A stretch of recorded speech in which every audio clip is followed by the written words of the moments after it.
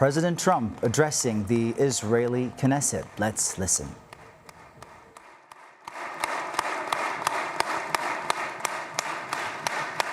Thank you very much. Thank you.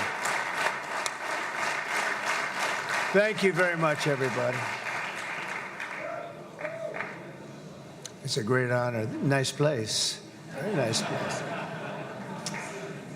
Mr. President, Mr. Prime Minister, Mr. Speaker, esteemed members of the Knesset and cherished citizens of Israel, we gather on a day of profound joy, of soaring hope, of renewed faith, and above all, a day to give our deepest thanks to the Almighty God of Abraham, Isaac, and Jacob.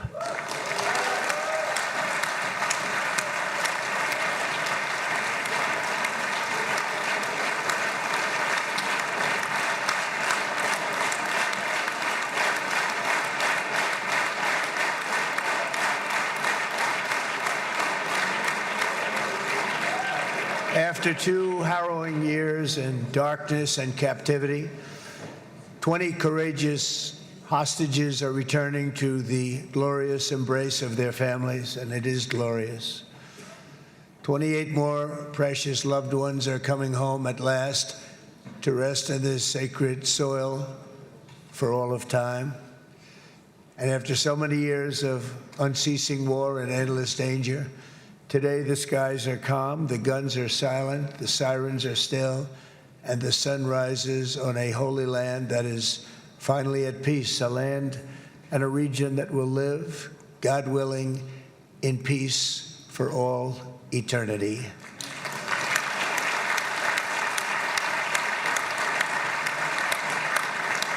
This is not only the end of a war, this is the end of an age of terror and death, and the beginning of the age of faith and hope and of God. It's the start of a grand concord and lasting harmony for Israel and all the nations of what will soon be a truly magnificent region. I believe that so strongly. This is the historic dawn of a new Middle East. I want to express my gratitude to a man of exceptional courage and patriotism, whose partnership did so much to make this momentous day possible. You know who I'm talking about. There's only one, Prime Minister Benjamin Netanyahu. Bibi, please stand up.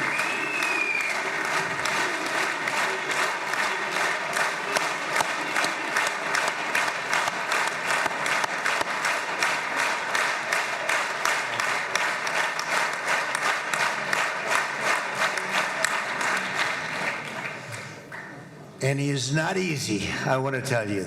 He's not the easiest guy to deal with, but that's what makes him great. That's what makes him great.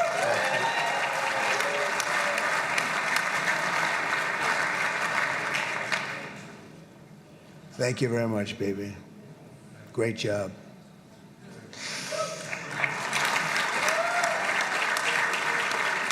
And let me also convey my tremendous appreciation for all of the nations of the Arab and Muslim world that came together to press Hamas to set the hostages free and to send them home. We had a lot of help. We had a lot of help from a lot of people that you wouldn't suspect, and I want to thank them very much for that.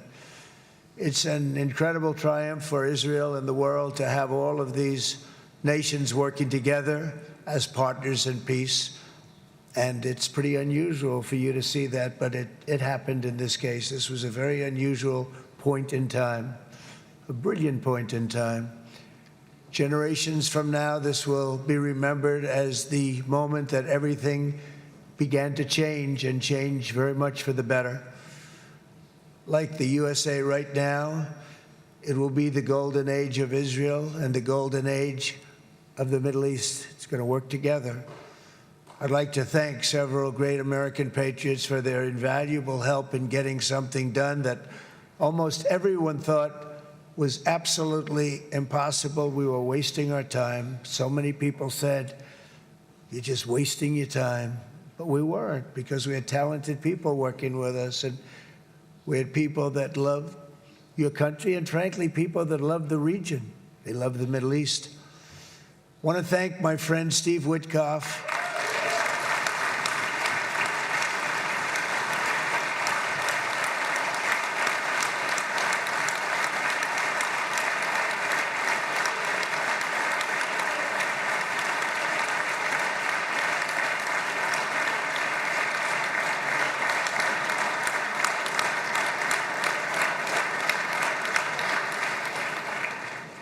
You know, Steve was chosen by me. He never did this before, but I knew him as a few things. He was a great businessman, but I know a lot of great businessmen, to be honest with you. He had tremendous negotiating skills, but I know a lot of people that negotiate pretty well, although it is an art. But there are people that can negotiate pretty well. But most importantly with Steve, he's just a great guy. Everybody loved him. Everybody.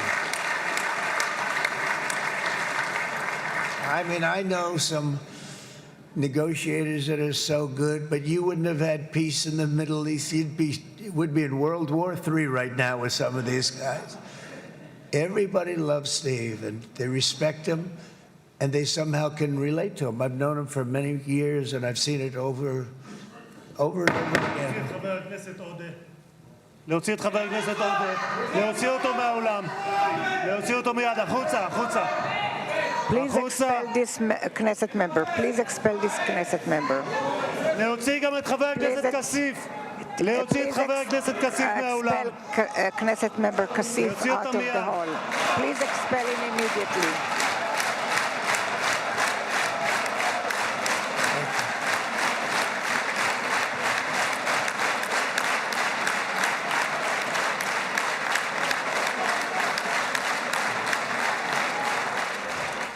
You're watching this live footage with us of the Israeli parliament as two apparent Knesset members were expelled. It's unclear exactly why, but we'll get that detail for you as we continue to listen to President Trump. That was very efficient.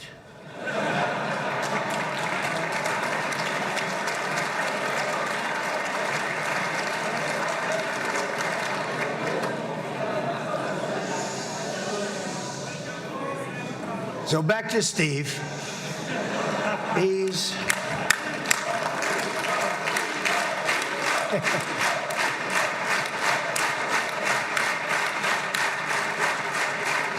but I tell one story because he was so involved, and then we called in Jared. We need that brain on occasion. We got to get Jared in here. We got to get a certain group of people, but Steve started this all by himself. I call him Henry Kissinger, who doesn't leak, okay?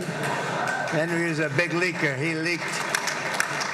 Steve doesn't leak. Steve just wants to get the job done. He wants to do what's right. But I'll give you just a quick story because, as you know, he's working on the war with Russia and Ukraine, a war that would have never happened if I were president. A shame. 7,000 young soldiers a week are being killed. More than that this last week. It's a shame that it never happened. But it did happen, and we won the race, and I took over this horrible war that's been raging, and I thought it would be easily settled. I thought it was a hell of a lot easier than doing what we just did very successfully with Israel and a lot of other people. But this came first, and we'll get that one. But I set up a meeting for him to meet with President Putin, thinking it would be a 15 or a 20-minute meeting. Steve had no idea about Russia, had no idea about Putin too much, didn't know too much about politics, wasn't that interested. He was really good at real estate, but he had that quality that I was looking for, and I didn't see it around in too many ways. And I set up the meeting with Putin, and I called. I said, is Steve finished yet? That was about a half an hour into the meeting. No, sir, he's not. He's still inside. This is in Moscow. I said, well, how's he doing? I don't know, sir. He's still inside. I called up an hour later. Let me speak to Steve. Sir, he's still with Putin. He's with President Putin. I said, wow, it's a long meeting, 1 hour. I called up an hour later, he was still with Putin. 3 hours later, he was still with Putin. 4 hours later, he started to get the word that he was going to be coming out soon. And in 5 hours, he came out. I said, what the hell were you talking about for 5 hours? And he says just a lot of interesting things. We're talking about a lot of interesting things, including what he went in there for, but you can't talk about it for 5. You can talk about it for a certain period of time, and you know what you're getting. But that's a talent. That's a talent where you can do that. Most people I'd send in, number one, they wouldn't be accepted. Number two, if they were, the meeting would last 5 minutes. And that's what happens with Steve. Everybody loves him. They love him on this side. They love him on the other side. And he really is. He's a great negotiator because he's a great guy. So thank you very much, Steve, very much.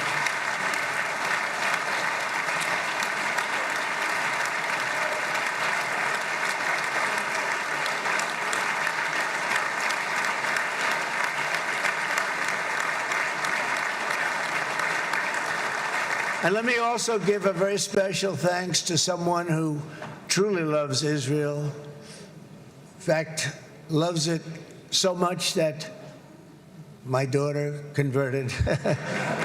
My daughter converted. I didn't know this was going to happen. And Ivanka's here.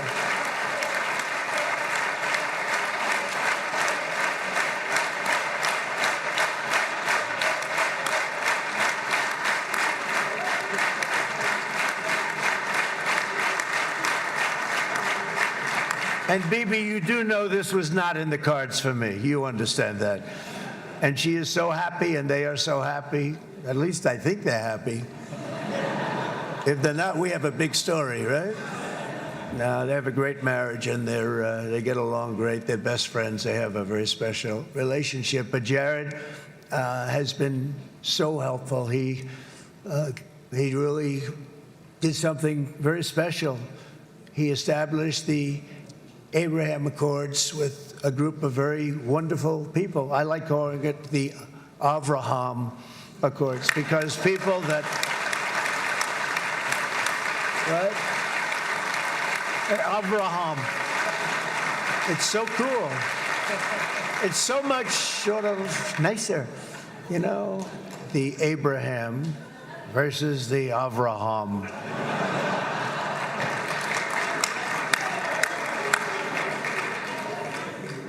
I just don't want to sound too sanctimonious when I do it, so, you know, I sort of split it up.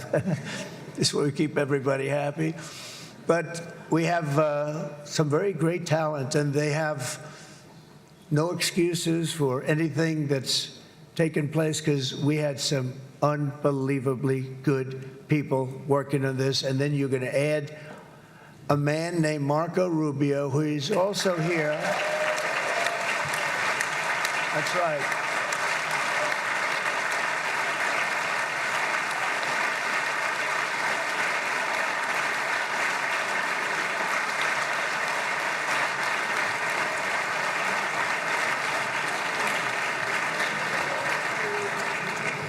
And I have a prediction that Marco will go down, I mean this, as the greatest Secretary of State in the history of the United States. I believe that. I believe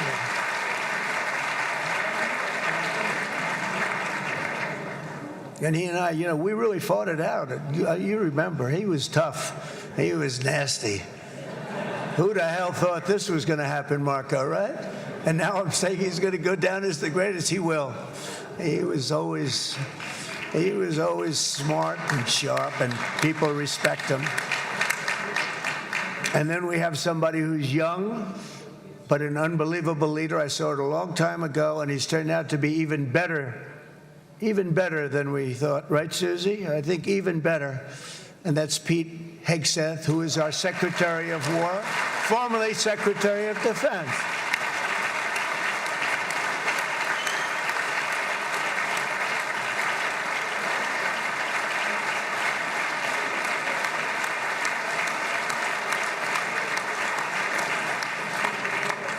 And as you know, we decisively won World War I.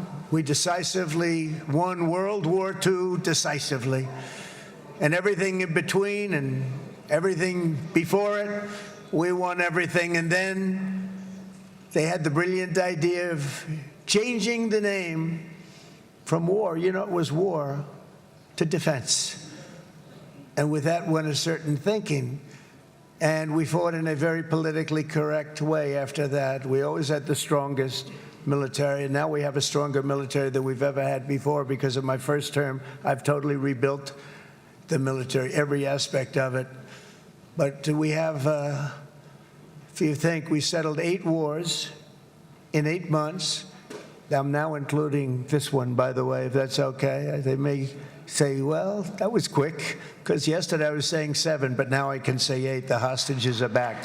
The hostages are back.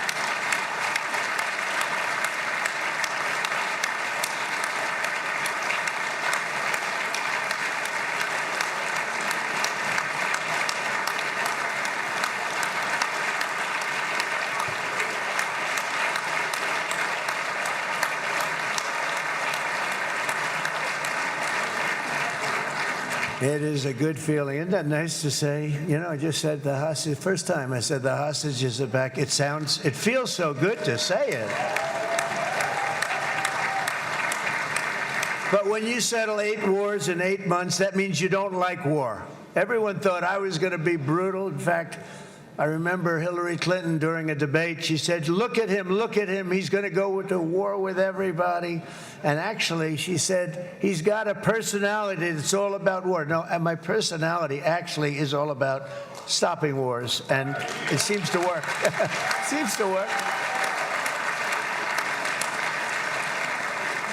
But it also means this name change in our attitude that we're not going to go into a war, but if we do, we're going to win that war like nobody has ever won a war before. We will not be politically correct, but we're not going to be there. And I think, you know, as you mentioned, Bibi, before, peace through strength, and that's what it's all about. The United States has the greatest and most powerful military in the, right now, history of the world. I can tell you we have weapons that nobody's ever dreamt of. I only hope we never have to use them. I rebuilt the military. I was proud to do it, but some of the things I hated to do. I hated certain of the weapons because the level of power is so enormous. It's so dangerous, so bad. But we have to do what we have to do. We make the best weapons in the world, and we've got a lot of them. And we've given a lot to Israel, frankly. And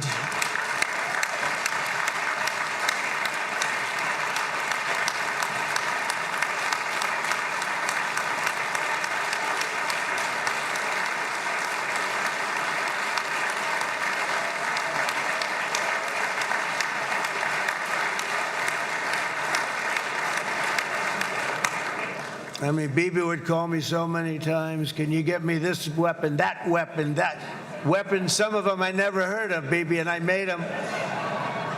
But we'd get them here, wouldn't we? And they are the best. They are the best. But you used them well. It also takes people that know how to use them. And you obviously used them very well. But so many that Israel became strong and powerful, which ultimately led to peace. That's what led to peace.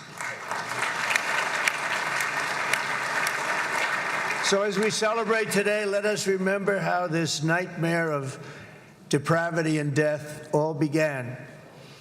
2 years ago, on the eve of the Simchat Torah holiday, thousands of innocent Israeli civilians were attacked by terrorists, and one of the most evil and heinous desecrations of innocent life the world has ever seen, the worst slaughter of Jews since the Holocaust. The cruelty of October 7th struck to the core of humanity itself. Nobody could believe what they were witnessing.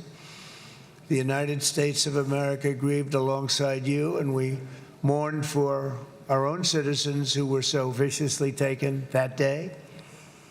And to all the families whose lives were forever changed by the atrocities of that day, and all of the people of Israel, please know that America joins you in those 2 everlasting vows: never forget and never again.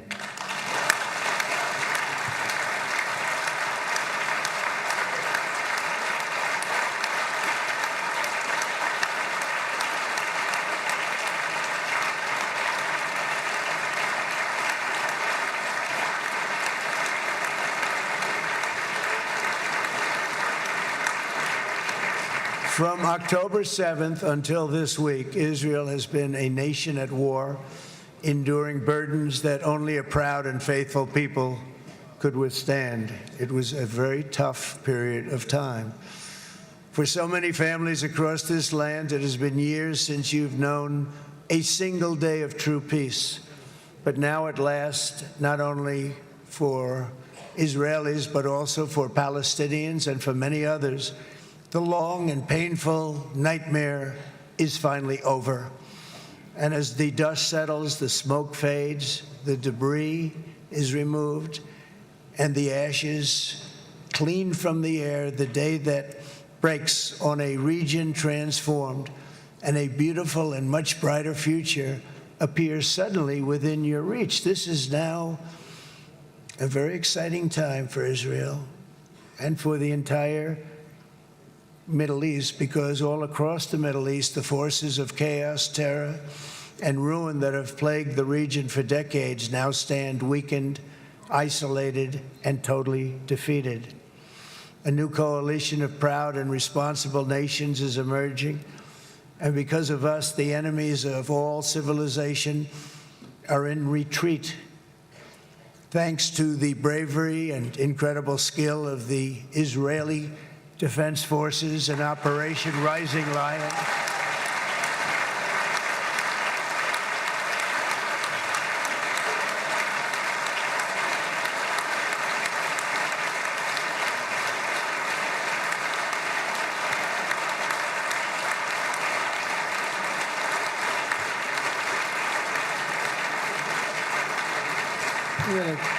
guy's central casting. Let's put him in a movie. Look at him. Great job. And my people loved working with you. Loved it. They worked so well together. But many of Iran's top terrorists, including nuclear scientists and commanders, have been extinguished from this earth. And with Operation Midnight Hammer, boy, that's a great name for that, what we did last June. The United States military flew 7 of those beautiful B-2 bombers. They look so beautiful all of a sudden. They were always, I thought they were pretty planes. I had no idea they could do what they did. In fact, we just ordered 28 more of them. A little updated version. We ordered a whole pile of them. And almost 100 other planes went with them, including fighter jets. And we had 52 tankers, big, beautiful, brand new tankers that were loading them up 4 or 5 times. They've traveled 37 hours back and forth. Think of that. But we had tankers all over the sky for all the other planes. We had the F-22s, the F-35s, F-16s. We had a hell of a lot of planes.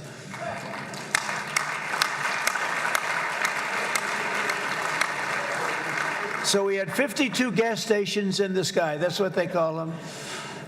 I'll tell you, I wouldn't want to be flying one of them. We have our great General Raisin Cain right here. General, stand up. This guy. What a general. Thank you.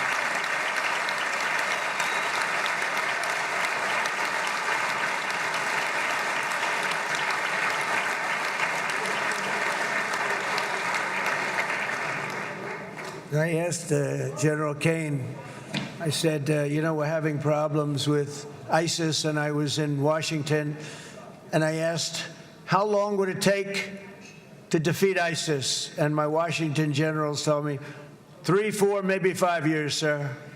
I said, I don't get it. We got the best equipment in the world. Why? So I flew to Iraq, and I met with a man named Cain. He said, what's your first name? He said, they call me Raisin, sir.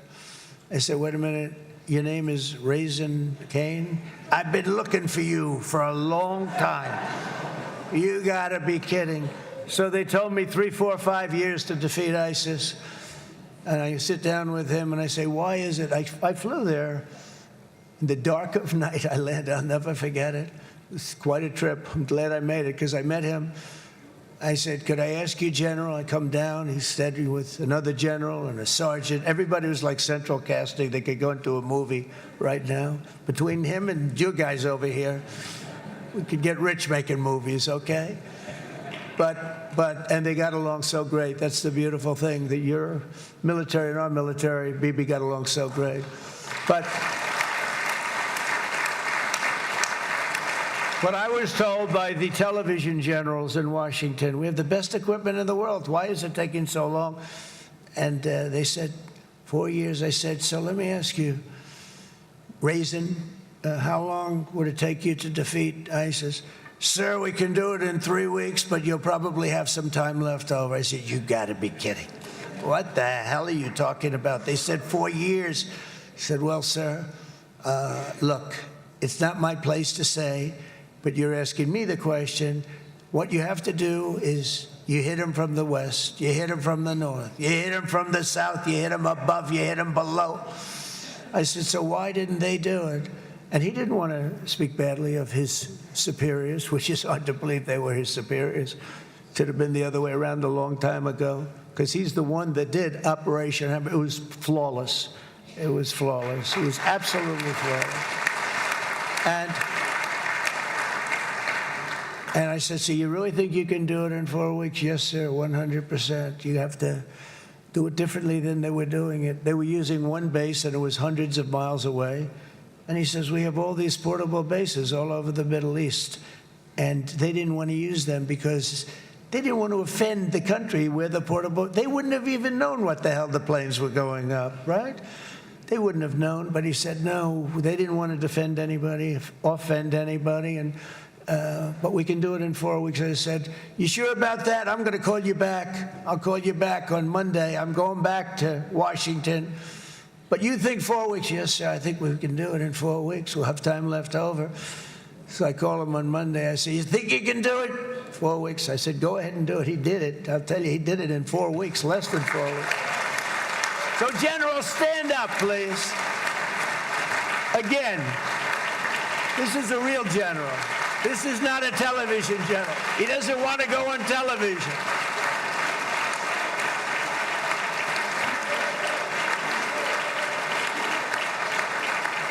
He doesn't want to go on television. I said the other guys love being on television. So we dropped 14 bombs on Iran's key nuclear facilities, totally, as I said originally, obliterating them.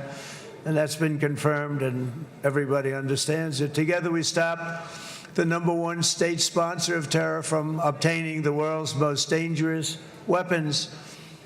And if you think about it, if we didn't do that, and assuming we made the same deal that we have today, there'd be a dark cloud over this deal. And #1, it wouldn't happen because the other Arab and Muslim nations really wouldn't feel comfortable making the deal that we have now, right? If Iran had that nuclear weapon that they were about 2 months away from having. They would have had it in 2 months or maybe less than that. They were right at, this was our last shot. They looked at it for 22 years. This was our last shot. The pilots told me that. They said, 22 years, sir, they looked at it.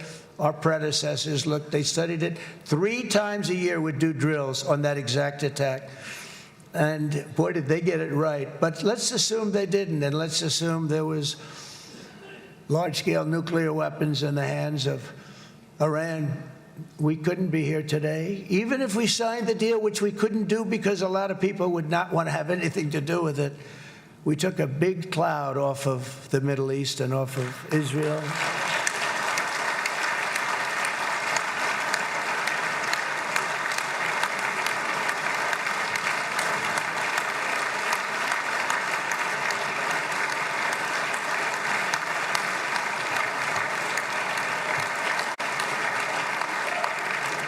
And it was my honor to help. But isn't it true, though, that can you imagine the same, let's assume, Bibi, the same documents, we had everything the same, but you had somebody out there that was, in the opinion of everybody, all-powerful in the Middle East.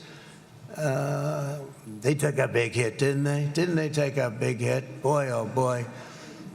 They got it from one side, from the other. And you know it would be great if we could make a peace deal with them, and I think that's big. Would you be happy with that? Wouldn't it be nice, I think?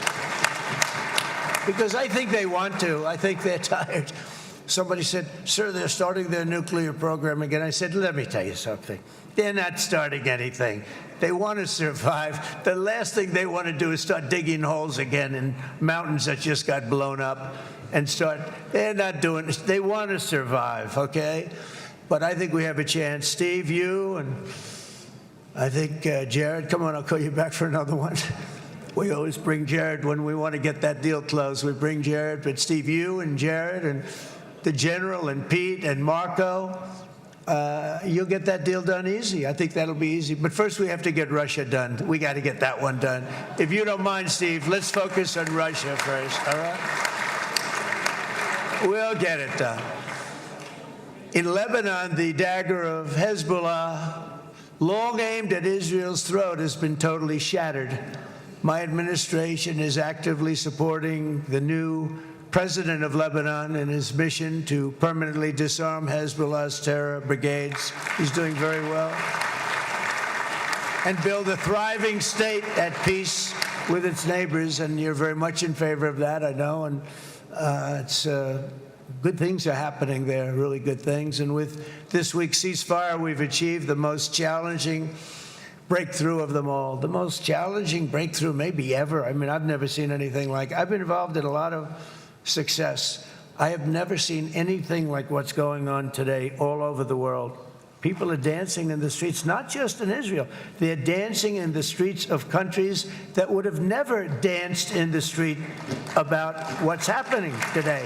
They're dancing in those streets. So this long and difficult war has now ended. You know, some people say 3,000 years, some people say 500 years, whatever it is. It's the granddaddy of them all.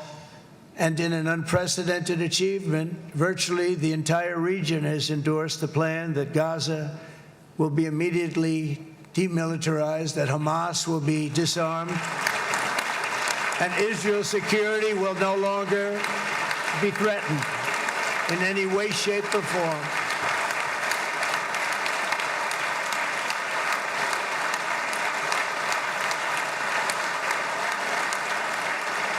So Israel, with our help, has won all that they can by force of arms. You've won. I mean, you've won. Now it's time to translate these victories against terrorists on the battlefield into the ultimate prize of peace and prosperity for the entire Middle East. It's about time you were able to enjoy the fruits of your labor.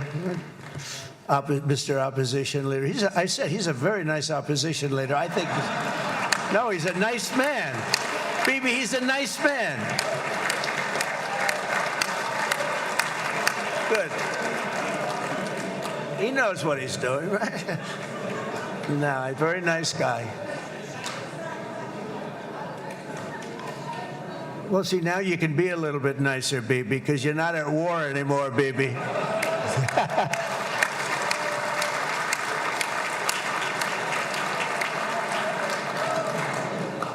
But only by embracing the opportunities of this moment can we achieve our goal of ensuring that the horrors of recent years will never happen again. You don't want to have to go through this again. 8 years ago, I came to this region on a very special first trip abroad as the President of the United States. I came here very early at your request. I addressed the leaders of the Arab and Muslim world gathered in Saudi Arabia and said that it was time to build a future free of the grip of extremism and terror. And interestingly, right now, as soon as I'm finished, I'm quite late. You've kept me quite late between opposition leaders and Bibi's brilliant but very long speech. I thought I was going to run up here, make a speech, and then head to Egypt. It didn't work out, though. And you made a pretty long one, too, Sarah.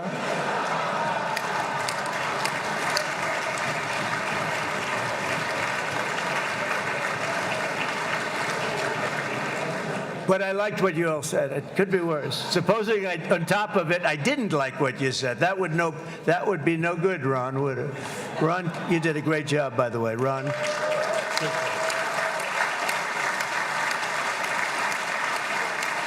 Yeah.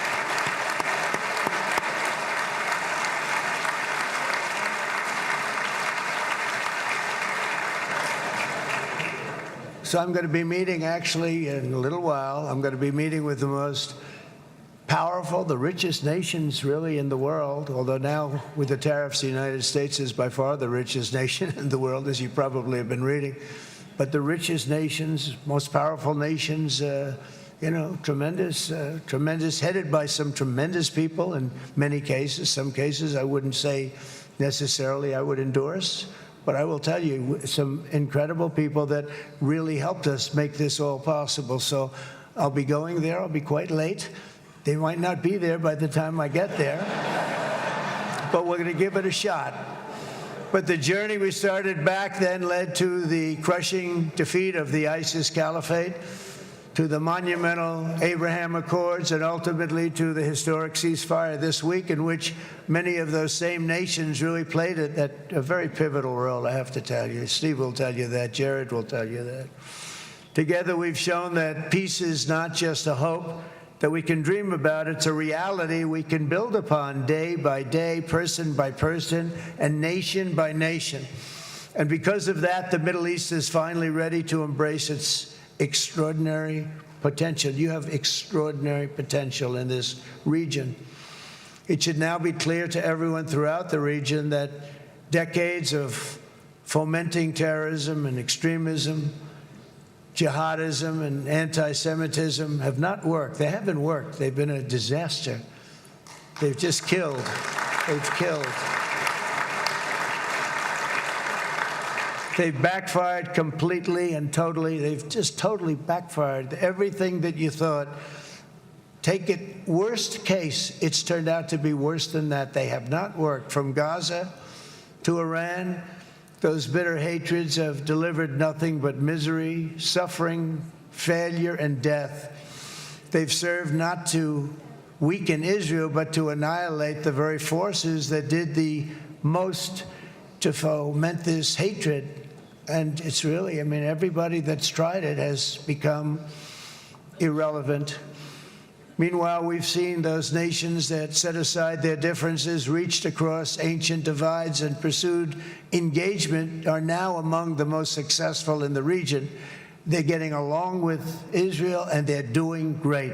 And I can tell you the 4 nations that joined the Abraham Accords early on, and you'd all be doing me a favor, and I'm going to be saying this in a little while to some other friends, would love you all to, is this right, Jared? Join up in the Abraham Accords. We have to join up and get together. You can have that whole thing filled out. We had a very weak administration, worst president in the history of our country by far.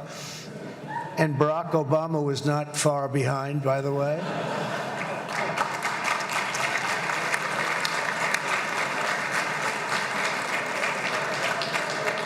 And they did nothing with this incredible document, the Abraham Accords, but now you can fill them up. Now you have peace, you have people that really like Israel. I'll tell you what, and they like Israel a lot more today than they did even 5 weeks ago. You've made a lot of, you've come back. You've come back strong, because it was getting to be a little nasty out there in the world, and ultimately the world wins. You can't beat the world. Or I would say to Bibi, it's now time. And he understood it better than anybody, because ultimately, the world's a very big place. And I've said a lot. I said, this piece of land is very small. It's unbelievable what you've done with that tiny. You look at a map even of just not the world, the Middle East, and you have this little dot. And think of what you've done. It's incredible. It's incredible.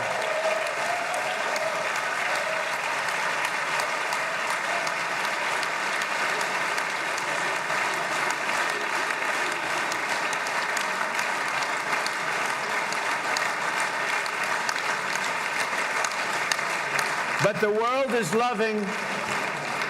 world is loving Israel again. And I said to Bibi, the world is big and it's strong.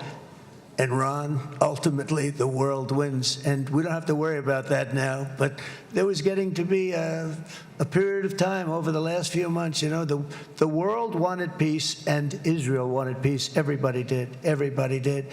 And what a victory it's been, right? What a victory it's been. If you would have gone on for 3, 4 more years, keep fighting, it was getting bad. It was getting heated.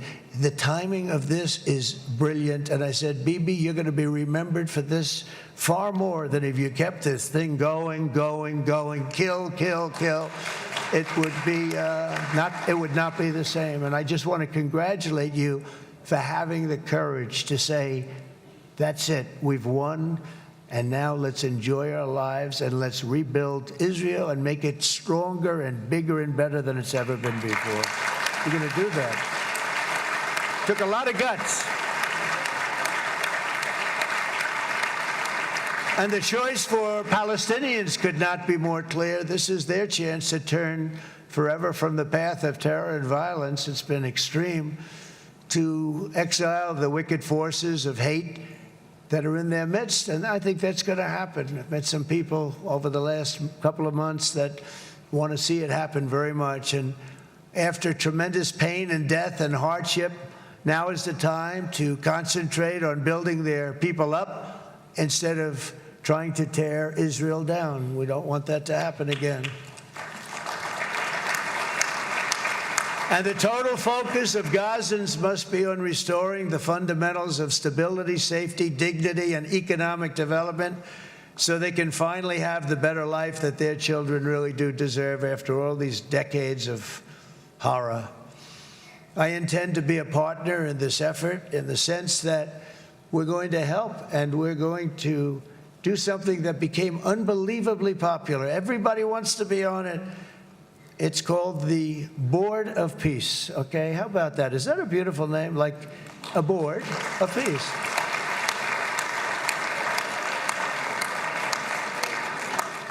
The only bad thing from my standpoint, every single nation involved has asked me to be the chair, and I'll tell you, I'm very busy. I didn't count on that, but you know what? If we do it, we'll do it right, and we have unbelievable power and wealth, because you're going to need wealth. You're going to need wealth to rebuild things, and they have wealth like few people have wealth. I want to thank the Arab and Muslim nations for their commitment that they've made to support a safe rebuilding of Gaza and beyond. I have many Arab countries, very wealthy countries, that came up and said, we'll put up tremendous amounts of money to get to rebuild Gaza, and I think that's going to happen. The power, they want dignity, they want to come forward, and they want to say, and I want to say who they are, because what they're doing is going to be, I think, something that you're going to be very impressed with, Bibi, and you need that. You need the kind of economic power that they have, and they want to see it work, and they want to see it be safe, and they want to see it be good for Israel, too. And as much money as it will be, and it's a lot, as you can see, it's a lot. For these countries, it's relatively little relative to their worth. It's really a lot of money like most people could never even conceive, but for these countries, it's not that much, especially because it ensures success and stability in the Middle East, which is what they want to see. So many of them will be with us in Egypt in a little while, I think. I'm not sure. They may be gone. They may have taken their Boeing 747s and left. I said, what kind of a plane do you fly? 747. I said, that's a large plane. No, they may have. Steve, do you think they've left on their their brand new Boeing 747s? Or I don't know. We're going to find out soon. It's going to be a big story. There'll be 2 people left, and they'll be the 2 poorest ones.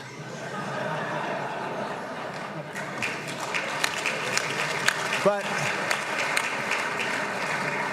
it will be the wealthiest and most powerful group of nations. So the group that we have assembled, that's waiting for us, is the wealthiest and most powerful group ever assembled at one time. There has never been a group like this. And they're only looking for good. They want good. They're going to do good. And as those commitments are made, I'm going to let the world know who's doing it, because they really deserve to get the credit. And some of them probably won't want the credit, but they deserve it. It's more obvious than ever that the productive and responsible nations of this region should not be enemies or adversaries. You should be partners and eventually even friends, and that's what's going to happen. I know it. Together you can stand against the forces of chaos. Yeah, you go ahead. That's an important point.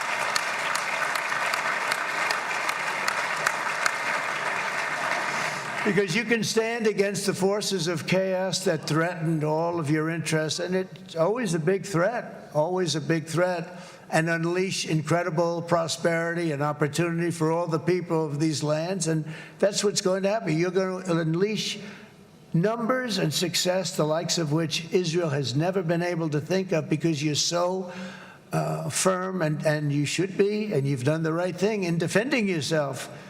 You're not going to have to worry so much about it. You've won, and now you can build, and you can do things that you never even thought possible. When you put that genius into doing something else, it's going to be something it's going to be a miracle. The miracle in the desert, it's going to be amazing. And it already is in a true sense.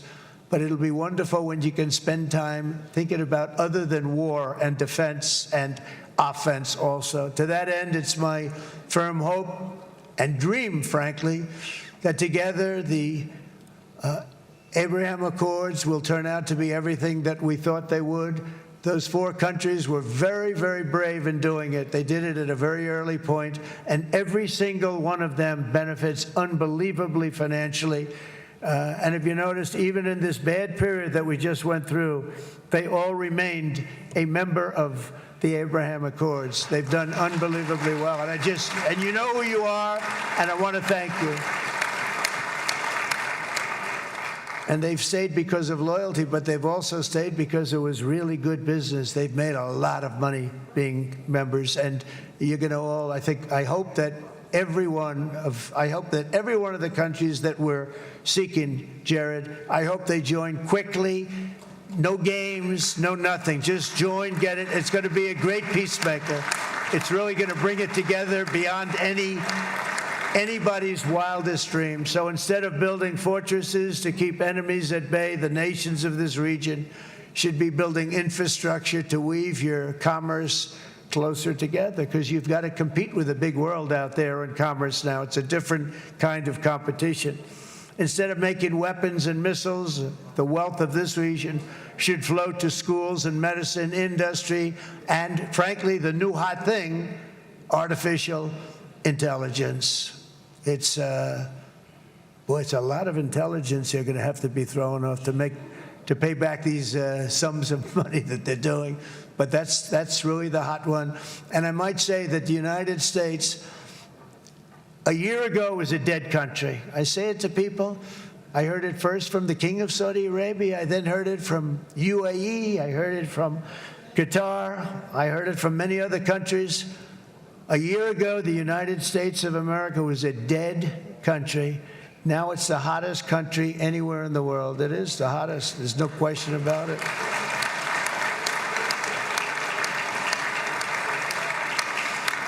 In fact, if you go back a year ago, before the election, although once we had November 5th, we became hot because people got it. I would say November 5th was a time that we became really hot. But once you go back a couple of years, if I were in charge and the country was doing what they, nobody was going to ask me to speak. Nobody asked Joe Biden to come up and speak, I guarantee you that. And if they did, he would have turned them down, I promise you. He didn't speak. He didn't speak, and he didn't speak well. But all of the countries in the Middle East, it could have, what we're doing now, it could have happened a long time ago, but it was strangled and set back almost irretrievably by the administrations of Barack Obama and then Joe Biden. There was a hatred toward Israel. There was an absolute hatred. The setbacks really started when President Obama signed the Iran nuclear deal. This was a disaster for Israel, and it was a disaster for everyone. And I remember that Bibi Netanyahu came to the United States and worked so hard to try and get Obama not to do that deal.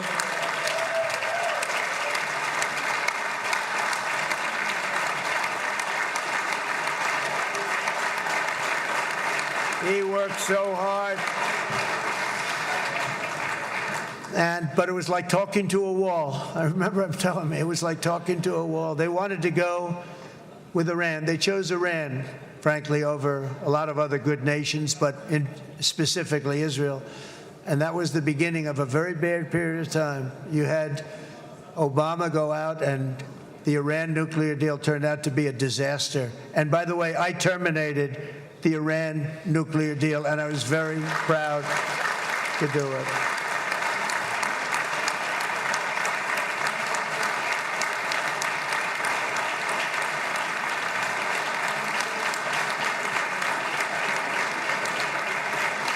Yet even to Iran, whose regime has inflicted so much death on the Middle East, the hand of friendship and cooperation is open. I'm telling you, they want to make a deal. That's all I do in my life. I make deals. I'm good at it. I've always been good at it. And I know when they want.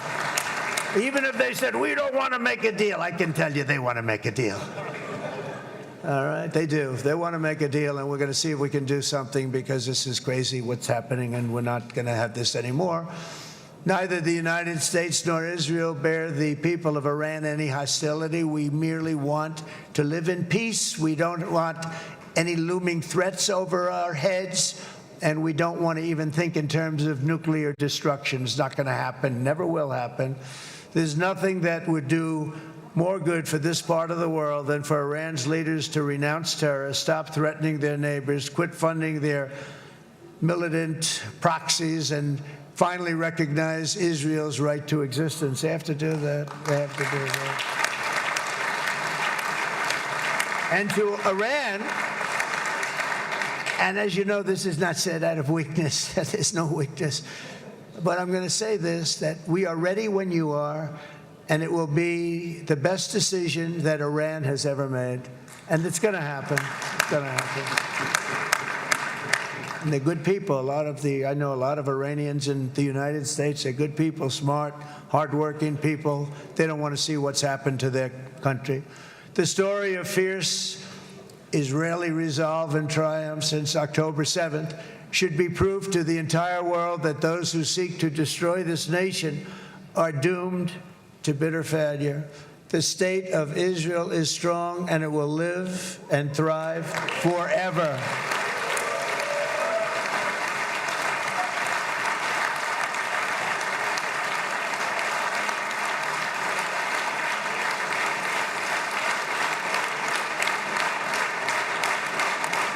And that is why Israel will always remain a vital ally of the United States of America.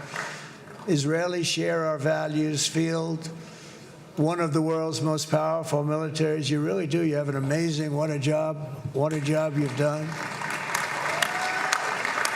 And have one of the most innovative economies on earth. Those are just a few of the reasons why I'm proud to be the best friend that Israel has ever had. And they all say it in the White House. They all say it. I guess it's true because everybody says it, Bibi. You said it today. Thank you.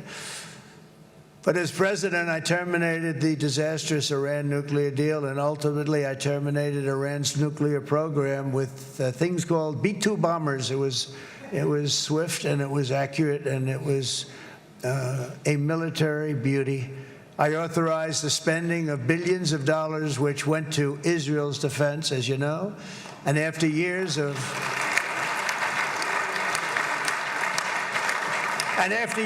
broken promises from many other American presidents, you know that, they kept promising. I never understood it until I got there. There was a lot of pressure put on these presidents. It was put on me too, but I didn't yield to the pressure. But every president for decades said, we're going to do it.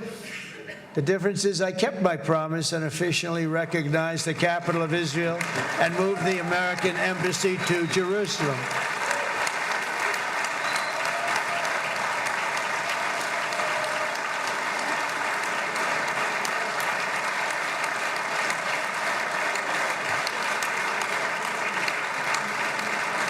Isn't that right, Miriam? Look at Miriam. She's back there. Stand up, Miriam. Stand up.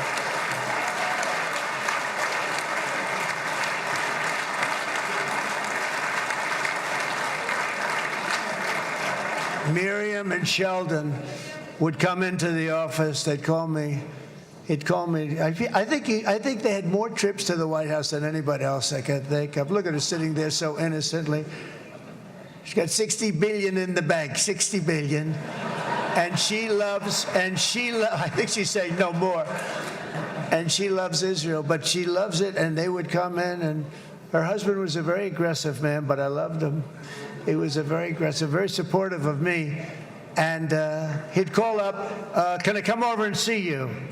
I say, Sheldon, I'm the President of the United States. It doesn't work that way. He'd come in, we would do. But they were very responsible for so much, including getting me thinking about Golan Heights, which is probably one of the greatest things to ever happen to Israel.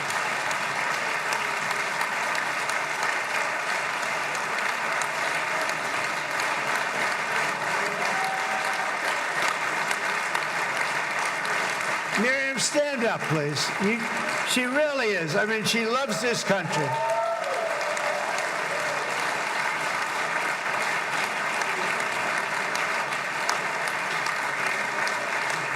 She loves this country. Her and her husband are so incredible. We miss him so dearly. But I actually asked her, I'm going to get her in trouble with this, but I actually asked her once, I said, so Miriam, I know you love Israel. What do you love more, the United States or Israel? She refused to answer. That might mean Israel, I must say. We love you. Thank you, darling, for being here. That's a great honor. Great honor. She's a wonderful woman. She is a great woman. I've always stood for the people of this community, and I always will. I'll always be with you. I'm always going to be with you. I guess maybe something could happen to change my mind. Somebody that's really stupid gets into office and wants to do really bad things, but that's about it. And we don't think we're going to have that happen. I hope we're not going to have that happen. And this man is a good man right here. These two men are good men right here.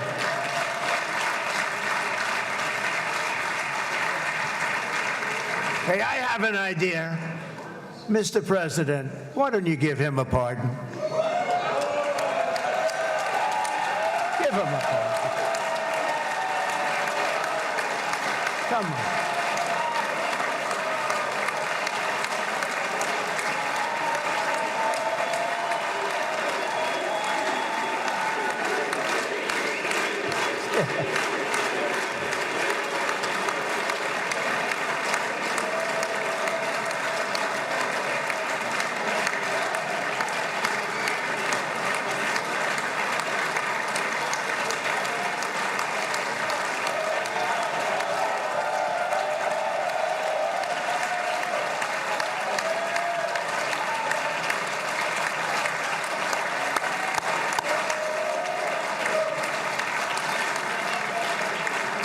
By the way, that was not in the speech, as you probably know.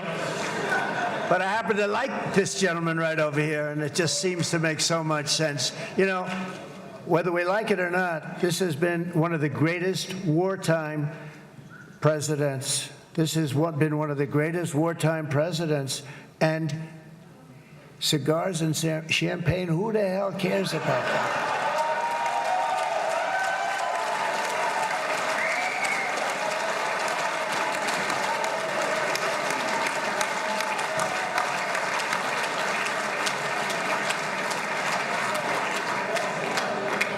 All right, enough controversy for the day, right? Actually, I don't think it's very controversial. So, you know, I mean, I see so popular. You are a very popular man. You know why? Because you know how to win.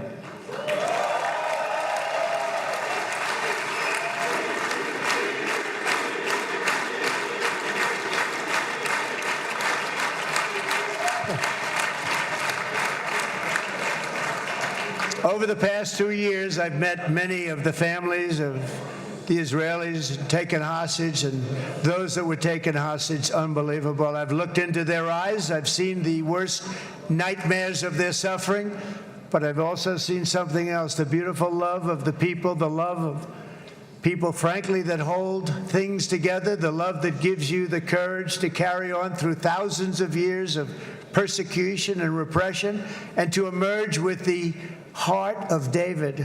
It's the heart of David. It's that love that's defeated the enemies of civilization, built this incredible country and this unbelievable economy, and forged one of the great democracies of the world. That is why it's a true honor to stand here today and address this assembly in your ancient and eternal now capital, Jerusalem. I'm proud to have helped in that regard. This city and this nation stand as living proof that a much brighter future for this entire region is truly within our grasp. For thousands of years, Jerusalem has been a home to Christians, Jews, Muslims, and people of all ethnicities and creeds. This is the holy center of the world's three great Abrahamic faiths. I like that too. Adorned, it's the first time I've seen that word in a while. Adorned with their sacred sites and alive with their pilgrims and visitors from every corner of the globe. But here between the Western Wall, the Temple Mount, and the hill called Calvary, people of every faith and background live, work, pray, serve, and raise their families side by side, and they do it with love. This example is just one of the modern miracles that Israel has given to the world. And just in closing, the leaders in this chamber know better than anyone else the challenges of this harmony, and it's been easily won. No, it hasn't. It has not been. It's been so tough, but it has been, some say, a miracle. What you've done is a miracle. Look at your size. Look at your chances when it all started. And you know, if you think about it, you are safer today, stronger today, and more respected today than at any time in the history of Israel. Think of it. People used to say it wouldn't exist. They don't say that anymore, do they? Yet if safety, security, and coexistence can thrive here in the winding alleys and ancient paths of Jerusalem, then surely peace and respect can flourish among the nations of the broader Middle East. The God who once dwelled among his people in this city still calls us, in the words of Scripture, the turn from evil and do good, to seek peace and pursue it. So he still whispers truth into the hills and knolls and valleys of his magnificent creation, and he still writes hope into the hearts of his children all over the world. And that is why even after 3,000 years of pain and conflict, the people of Israel have never given up from the threats of Zionism, from all sorts of threats. You want the promise of Zion. You want the promise of success and hope and love and God. And the people of America have never lost faith in the promise of a great and blessed future for all of us. From the very first day that modern Israel was founded, we have stood together through thick and thin of setbacks, and through victory and defeat, through glory and heartache. We have built industries together. We have made discoveries together. We have confronted evil together, and we have waged war together. And perhaps most beautifully of all, we have made peace together. And this week, against all odds, we have done the impossible and brought our hostages home.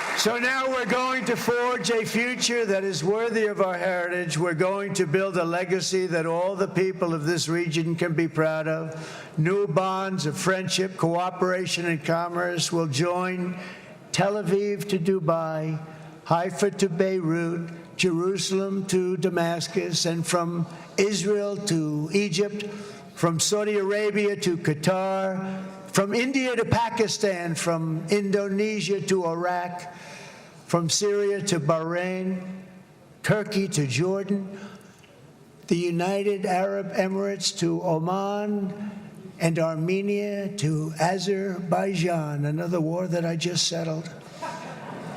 We are going to have hope harmony, opportunity, and happiness here in the spiritual and geographic center of the entire world. That's what you are. Israel, America, and all of the nations of the Middle East will soon be safer, stronger, greater, and more prosperous than ever before.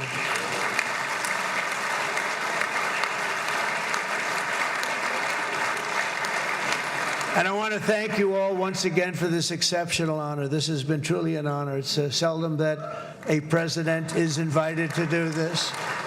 And I love Israel. I'm with you all the way. You will be bigger, better, stronger, and more loving than ever before. Thank you very much. God bless you. God bless the United States of America. And God bless the Middle East. Thank you, everybody. Good luck. Thank you very much. Thank you. And there you have it, capping more than an hour of remarks. U.S. President Donald Trump addresses the Israeli parliament, the Knesset, to multiple rounds of applause. Currently a standing ovation. Only, I believe, the fourth U.S. president to be invited to make such an address.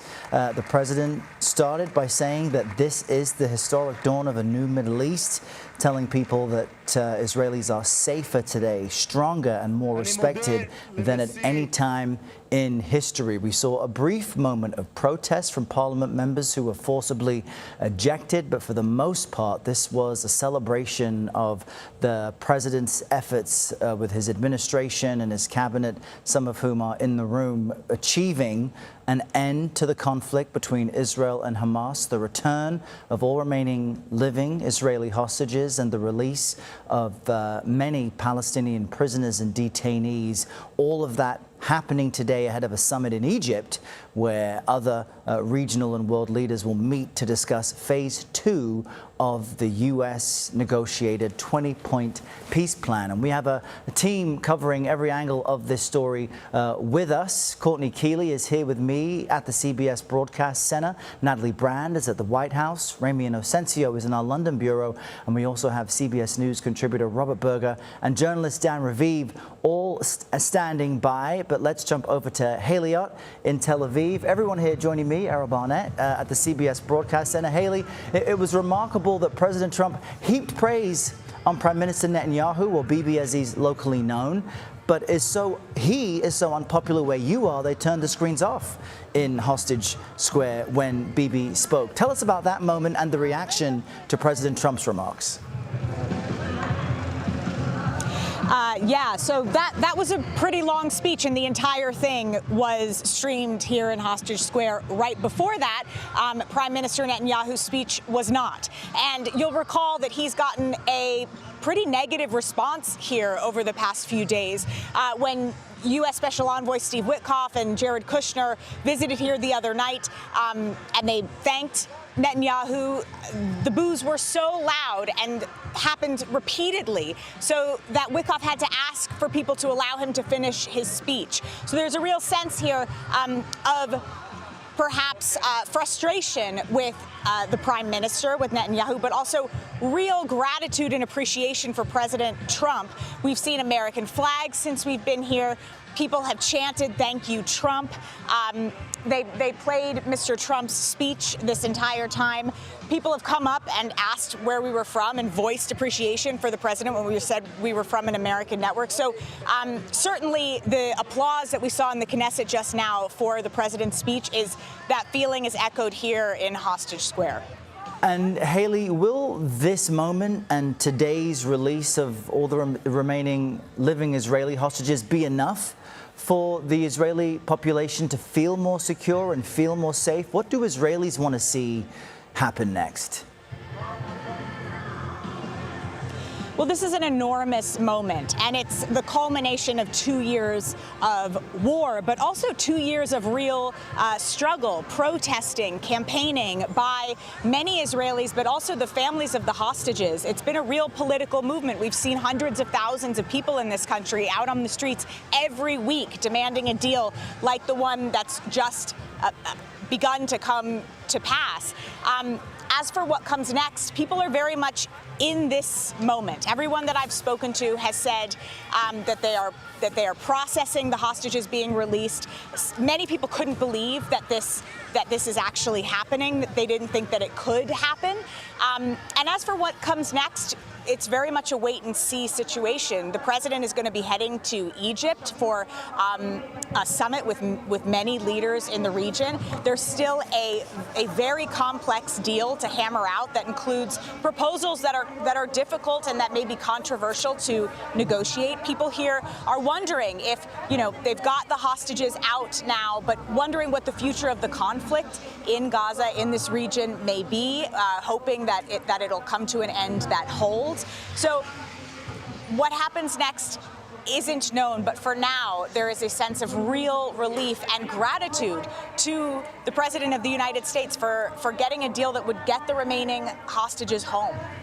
Haley Ott, live for us in Tel Aviv, giving us a slice of life and tapping into the warm and jubilant sentiment there. Haley, thank you so much. Let's jump to CBS News correspondent Natalie Brand, who's been watching all of this at the White House. And Natalie, we've been seeing footage of the Israeli hostages being released. They're going through medical checks.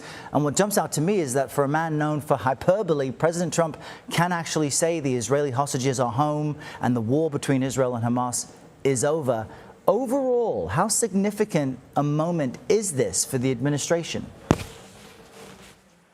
Errol, as you know, it's extremely significant. This was a stated goal of President Trump during his campaign, during day one of his administration, and it's something that hostage families who were there on Inauguration Day have been pushing for ever since.